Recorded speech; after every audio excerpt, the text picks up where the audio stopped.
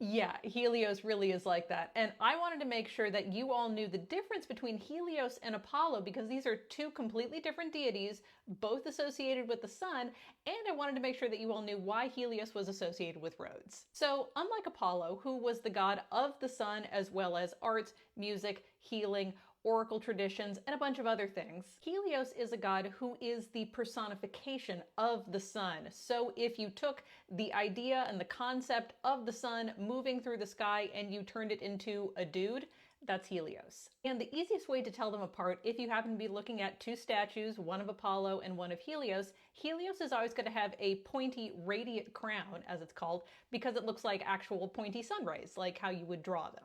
If we're getting a full scene with Helios, he is always going to have his chariot as well. And this chariot is always a quadriga, so that's the kind that had four horses.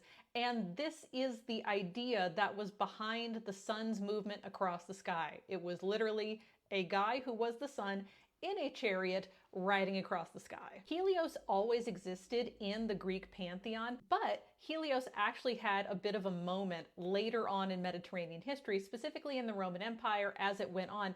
For a variety of reasons, the Romans, specifically in the latter parts of the Roman Empire, got really into the idea of solar deities. So if you were a sun god, you were invited to that specific party. There are a couple different stories of how Helios became associated with the island of Rhodes. As with all mythological stories, there are lots of variations and even more regional variations. There is no one true version of the story. And in one version, written down by Pindar, Helios was out and about when all the gods and goddesses were divvying up who got what land, who was associated with what. And so when he came back, he asked for some land of his own. There was this cute little island in the ocean that looked like it was going to be a pretty good place for farming and for cattle. So he said, I'd like that one. Zeus said, okay, there you go.